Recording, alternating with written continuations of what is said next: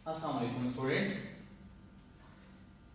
इससे पहले लेक्चर में जो कि हमारा इलेक्ट्रोस्टैटिक जो कि सेकेंडरी का चैप्टर पहला स्टार्ट किया हुआ है, पहले वीडियो लेक्चर हमने गाउसियस लॉ और उसकी कुछ एप्लीकेशंस पढ़ी। ठीक है, हम कहेंगे हम अगले लेक्चर में उसके एप्लीकेशंस के लिए डेरिवेशन करेंगे। अब ये गाउसियस लॉ है, गाउसियस लॉ के हम मैथमेटिकल फॉर्मूलेशन देखते हैं कि क्या ये फॉर्मूला किसी भी शेप ऑफ द बॉडी या फिर किसी भी ऑब्जेक्ट की ज्योमेट्री के ऊपर डिपेंड करता है कि नहीं करता। हम आज इसको मैथमेटिकली फॉर्मूलेशन करेंगे और उसको प्रूव करेंगे। गाउसियस लॉ देखें कि आपके पास है क्या। अगर आपको याद हो, हमने एक फॉर्मूला पढ़ा था कि phi is equals to B E dot A. ठीक है, ये जो फॉर्मूला आपके पास है, ये फॉर्मूला अगर याद हो तो ये फॉर्मूला हमने कहा था कि it is only valid for a flat surface. तो फ्लैट सरफेस के लिए तो ये वैलिड होता है, लेकिन किसी भी दूसरे स्फेरिकल जो ऑब्जेक्ट्स हैं उनके लिए ये वैलिड नहीं होता। तो हमने क्या किया था कि फिर हमने एक स्फेरिकल ऑब्जेक्ट को कंसीडर किया था, उसको लेके चले थे, उसकी बेस पे हमने फॉर्मूलेशन की थी, हमने एक फॉर्मूला डिराइव किया हुआ था। अब वो फॉर्मूला हमने कहा था कि वो सारे जितने भी 3D सर्फेसेस है उन सब के लिए क्या होता है, वैलिड होता है। तो गाउसियस लॉ क्या है, ये भी आपके पास एक लॉ ऐसा है कि जिसके जरिए से आप किसी भी स्फेरिकल ऑब्जेक्ट्स या इनक्लोज सर्फेसेस है उनकी करस्पॉन्डिंग आप इलेक्ट्रिक फ्लक्स को फाइंड आउट कर सकते हैं। स्टेटमेंट क्या है कि अगर आपके पास कोई भी एक क्लोज सरफेस है और उस क्लोज सरफेस में चार्ज इनक्लोज किया हुआ है आपने, तो आप उस चार्ज इनक्लोज करने की वजह से जो फ्लक्स प्रोड्यूस हो रहा है वो किसके बराबर होगा, 1 और epsilon not time the total charge enclosed in it. For example, आपके पास ये कोई भी एक स्फेरिकल ऑब्जेक्ट जो आपके हमने कहा कि स्फेरिकल ऑब्जेक्ट्स भी कंसीडर कर सकते हैं, कोई आर्बिट्रेरी शेप कंसीडर कर लेते हैं, तो इसके जितना चार्ज इनक्लोज्ड होगा उसके बाद एप्सिलॉन नॉट टाइम्स आपको क्या मिलेगा, फ्लक्स मिलेगा।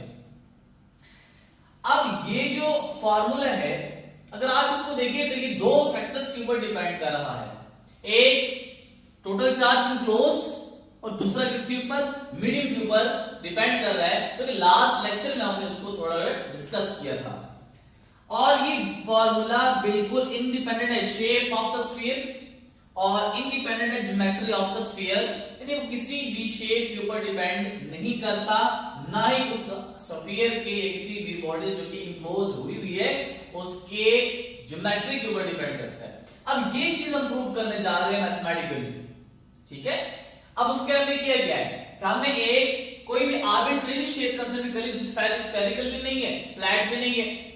अब देखेंगे फॉर एग्जांपल आपने क्या किया है कि एक Q1 चार्ज, एक आपके पास Q2 चार्ज, एक Q3 charge and up till 2n charges आपने इस आर्बिट्रेरी शेप जो बॉडी कंसीडर की हुई है उसमें इनक्लोज कर दी है।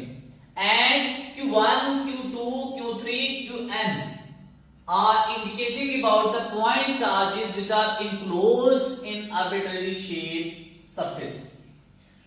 अब हमें पता है कि जब आप इस Q1 चार्ज की बात कर रहे हैं तो अगर पॉजिटिव है तो इससे बेटा अगर आप देखें तो इलेक्ट्रिक फील्ड लाइंस जो कि इंटेंसिटी आपके पास है, ये Q1 चार्ज और उससे इलेक्ट्रिक इंटेंसिटी की जो आपके पास डायरेक्शन है वो आपके पास ये बनती है।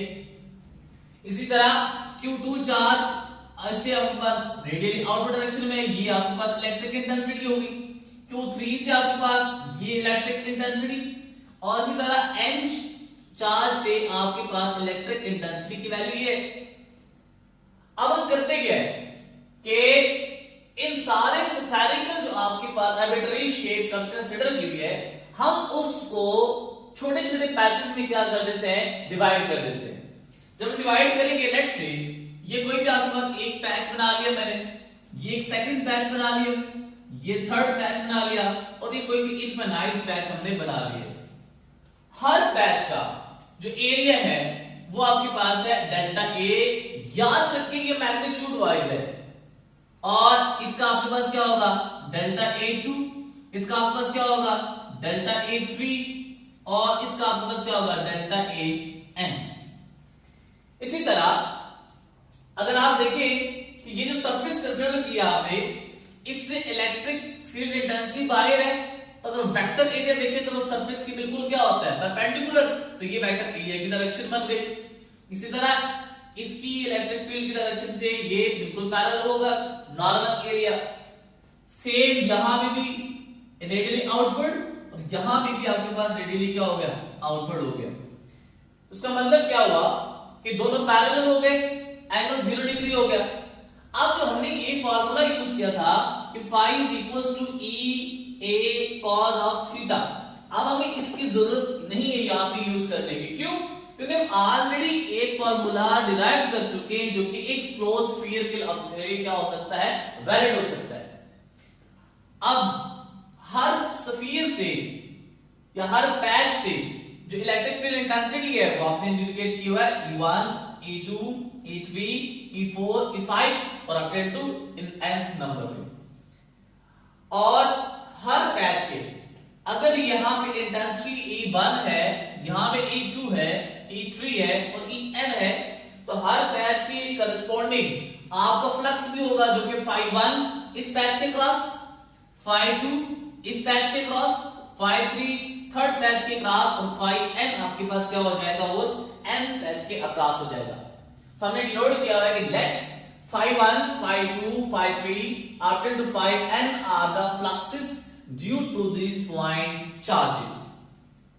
अगर हम इस स्फेरिकल ये जो आर्बिट्रेरी शेप है उसका फ्लक्स फाइंड आउट करना चाहे तो हम नेट फ्लक्स बराबर होगा किसके, इन तमाम पैचेस के फ्लक्स के बराबर होगा।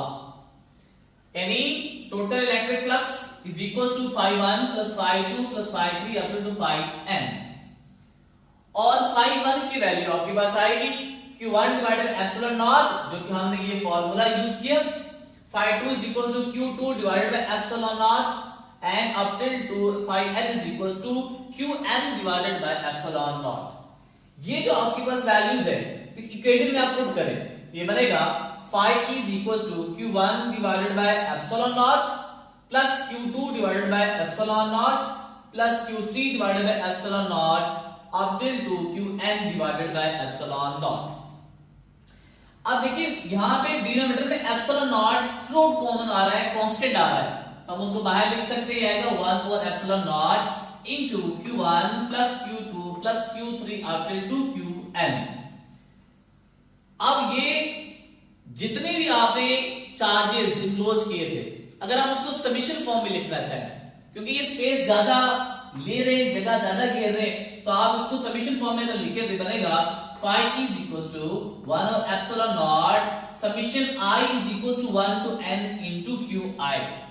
q के साथ सबस्क्रिप्ट में i लिखा हुआ है, अब यहाँ पे i की वैल्यू 1 पुट करेंगे तो ये बनेगा q1 divided epsilon not, i की वैल्यू आप 2 पुट करें तो ये बनेगा q2 डिवाइडेड एप्सिलॉन नॉट। इसी तरह अगर आप i की वैल्यू को इंक्रीज करते जाए तो उसकी करस्पॉन्डिंग आपके पास दोबारा उसी की शेप में ये चली जाएगी।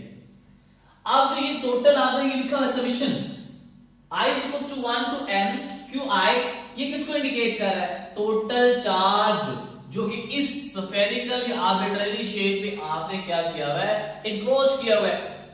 अब हम इसको इंडिकेट करते हैं किससे, कैपिटल Q से, तो ये बनेगा phi is equal to q divided by epsilon not, जो कि एग्जैक्टली वही फार्मूला है जो आपने यहां पे पढ़ा।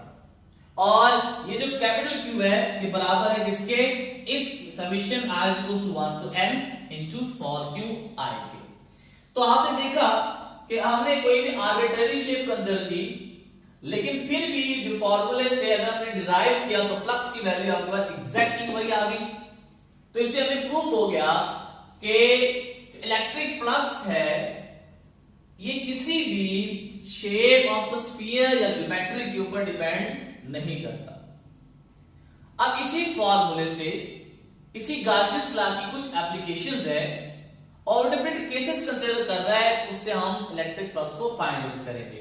तो पहले एप्लीकेशन आपके पास अगर बुक में देखें तो आपके पास है आर्टिकल, जो कि पेज नंबर बेटा आपके पास है 24, जो कि केवीके की बुक है। और पेज नंबर 24 आपका आर्टिकल है 11.5.1.1 और इस बुक के अंदर जो आर्टिकल आपके पास है वो है location of excess charge on a conductor. या फिर आप इसको इस तरह भी कह सकते हैं कि अगर आप पंजाब टेक्स्ट बुक देखिए तो आपके पास है intensity of field inside a hollow charge sphere.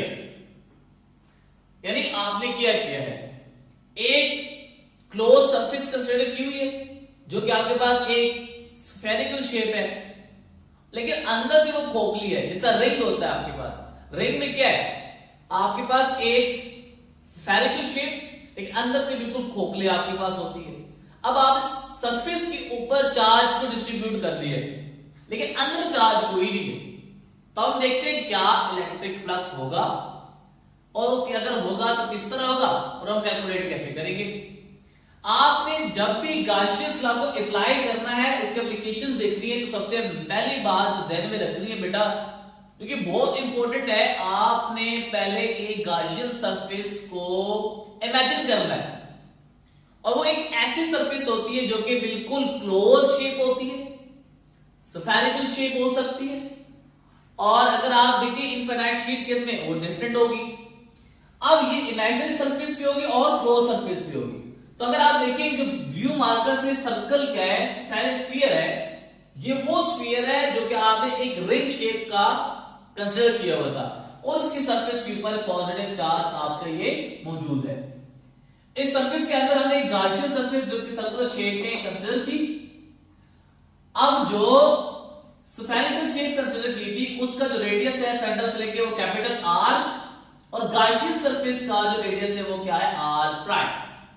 याद रखें कि R prime is the radius of the Gaussian surface which is less than the radius of any closed sphere on which a charge is uniformly distributed।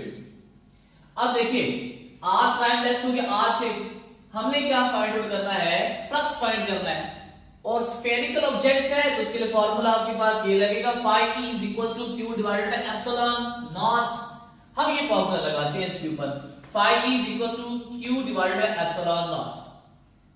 तो बेटा यहां अगर आप देखें तो चार्ज सरफेस के ऊपर है, लेकिन अंदर चार्ज कोई भी मौजूद नहीं है, तो आप इस फॉर्मूले में चार्ज को जीरो पुट करें तो ये बनेगा phi is equals to 0 divided by epsilon naught, जो कि आपको फ्लक्स की वैल्यू क्या दे देगा, 0 दे देगा। अब हम मैथमेटिकली भी डिराइव करते हैं, उसको प्रूव करते हैं कि चार्ज जब इस क्लोज सरफेस के अंदर मौजूद नहीं है तो फ्लक्स की वैल्यू वहां पे 0 क्यों है। तो बेटा देखिए आपने फॉर्मूला पढ़ा था कि phi is equals to E dot A, तो ये मैथमेटिक्स में इसी तरह ही है, जिस पर आपने पढ़ा था कि अगर आप कहेंगे x plus y into x minus 1 is equals to 0, either x plus y is equals to 0 or x minus 1 is equals to 0, जिसे आप फैक्टर्स बनाते थे। तो यहाँ पे देखिए जब आप प्रोडक्ट लेंगे तो ये बनेगा या तो आपके पास E की वैल्यू 0 है, या तो फिर आपके पास एरिया की वैल्यू 0 है।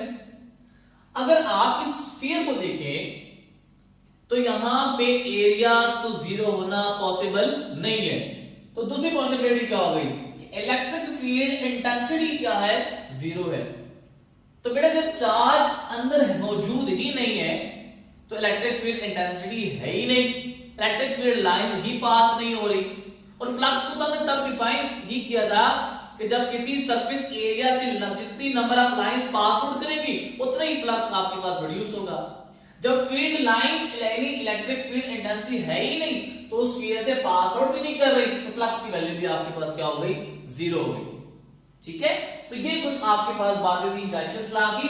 और फिर हमने पढ़ी कि एप्लीकेशन कि अगर किसी भी स्फेरिकल ऑब्जेक्ट में या इंपोज किया हुआ चार्ज को किसी भी क्लोज सरफेस में, तो उस केस में आपका जो फ्लक्स है वो 0 के बराबर होता है, क्यों 0 के बराबर होता है, क्योंकि inside there is no charge, and when there is no charge inside the closed surface then electric field intensity is 0।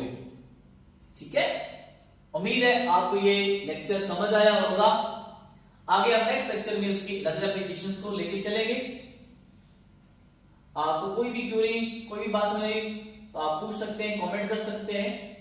अब नेक्स्ट लेक्चर के लिए तब फिर मुलाकात होगी, तब के लिए अल्लाह हाफिज।